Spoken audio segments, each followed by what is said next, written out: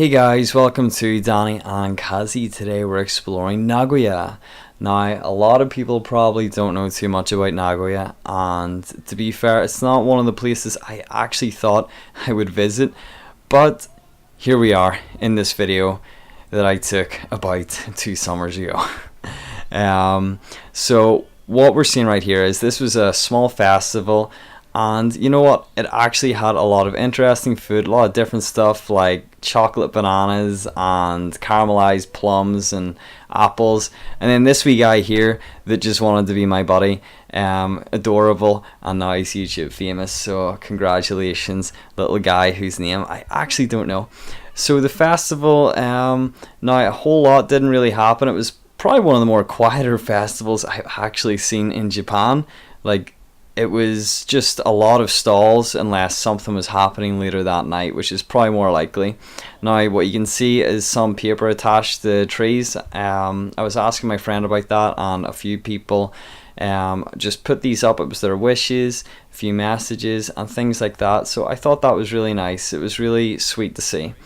Even though Nagoya is the 4th biggest city in Japan, it's actually quite quiet.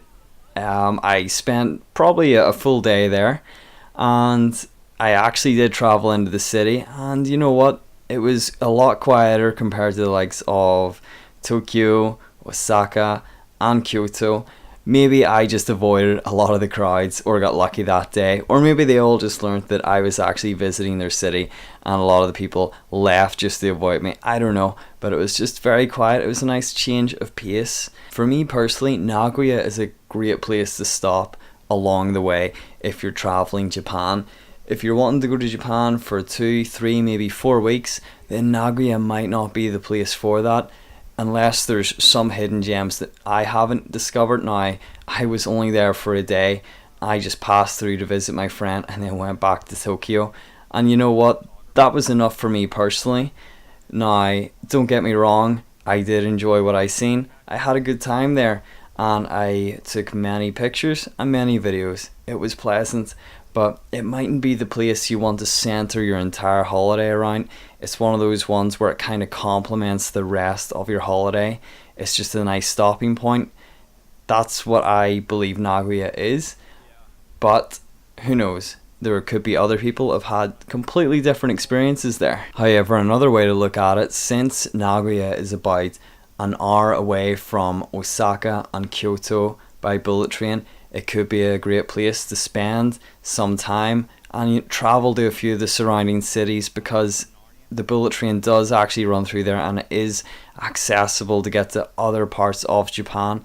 It's very convenient, and also getting tickets for the bullet train, particularly if you have the JR pass, very straightforward, very easy, but we can cover that in another video. So the fact that Nagoya is close to other big cities makes it very good to set up and travel around. Since Nagoya is one of the biggest cities in Japan, there are plenty of shops to go to, plenty of restaurants, cafes, you name it. It has all that. The appeal is there. You can go on a nice shopping day and spend all your money. You can throw that money around you and find something that will interest you. It does have its charms.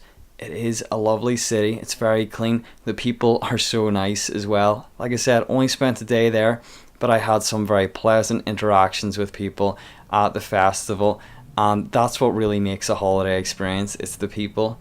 If you meet nice people, you'll forge great memories, great experiences, and you'll be able to look back at that place and smile. And so, even though Nagoya mightn't be a place that I would center my holiday around, I still actually love it because the people were so nice. So maybe it might be a place you might want to look at. I hope this video kind of gets you thinking about Nagoya, maybe stopping by for a couple of days and forging your own holiday experience. Thanks for watching, guys.